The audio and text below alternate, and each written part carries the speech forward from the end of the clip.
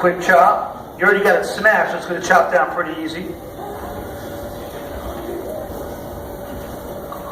Just kind of get the top of the knife there, so you're holding the knife like that. Kind of go through. Don't want it too thick. I always want you to get it. Same thing with the onions. I don't really like raw garlic anymore either, except if it's Majestic brand, which is this raw garlic spread, which is delicious. Let me take a nice rubber spatula, just kind of bend these around a little bit. Got them caramelizing on both ends of the pan there, you see?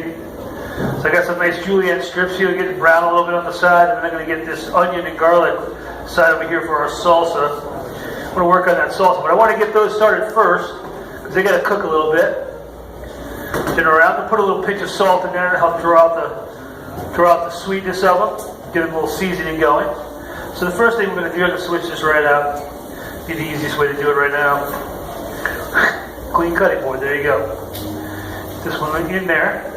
So we're going to start cutting our fruit up. I got a little watermelon, like I said here. Just going to slice through this. Just going to make some dices.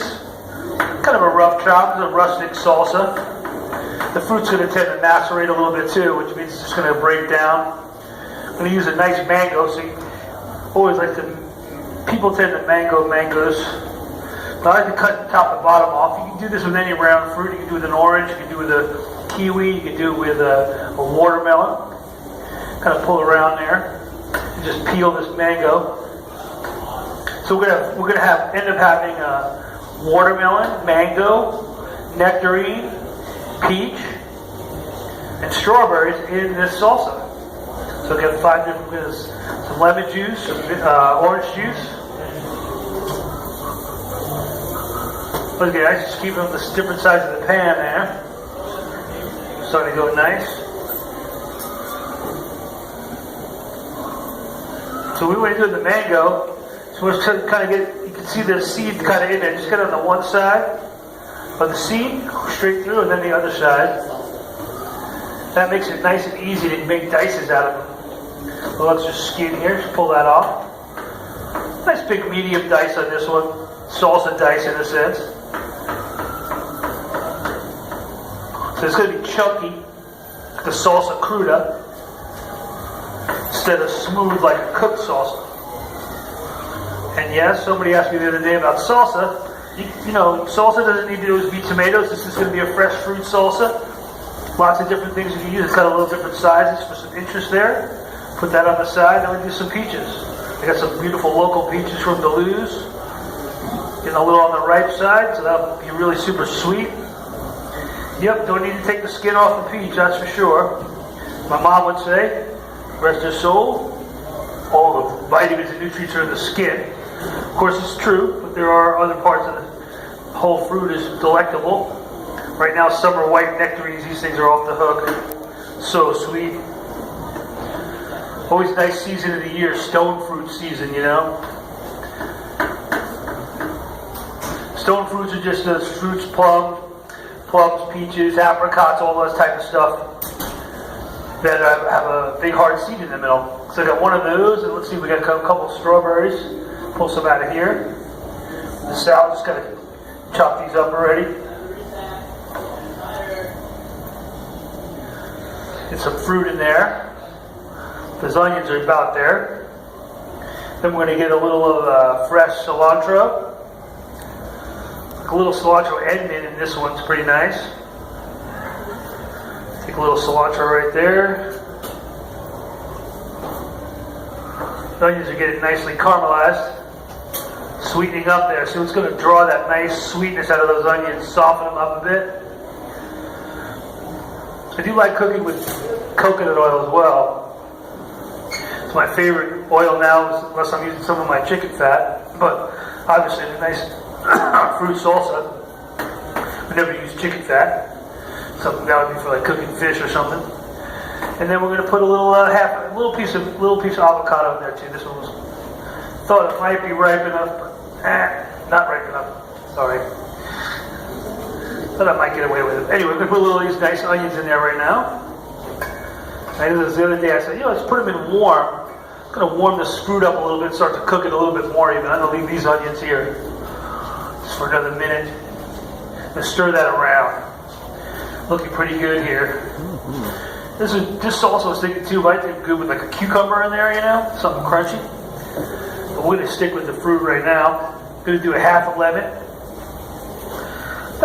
This is a really big lemon, so I'm just gonna do a portion of the juice. A little bit of this Valencia orange juice. This is my favorite thing to do in any kind of salsa and fruit. Just nice little fresh orange juice in there, a little lemon juice in there, a little pinch of salt. Original recipe had a little nutritional yeast as well. Nutritional yeast is just a byproduct from brewing. It's really good for you and adds a nice, like, kind of, there's a flavor called umami, you know? Also, just a little quick tip too. The other day we learned how to make, I was making pesto. I wanted to make it dairy-free. Substitute your Parmesan cheese. And that was a little cayenne pepper. Bring a little heat out into it. Then we hit it up with this baker and olive. Today we used mint vinegar today in there. I use a little bit of the Eureka lemon olive oil.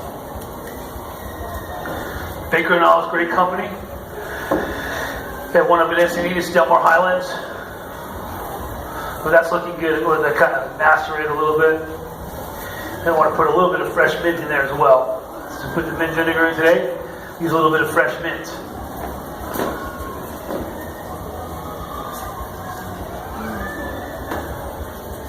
Nice little chiffonade there. Turn around, give it a little chop. This is a great sauce. It could go over, be great with fish, be great with chips. Great alternative for some chicken, pork, all those type of things. We had it the other night. We had a piece of salmon. I had a little left over, so I used it up with my salmon. It's really good. Today I'm going to put on a little lettuce cup for you guys. You can pass it around and give it a try here. Taste I can't even I'm going to taste it a little bit just to make sure it's adjusted correctly.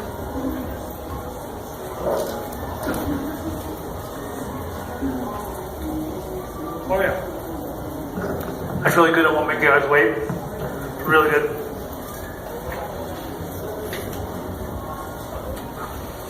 Well, I like both food, gluten-free, so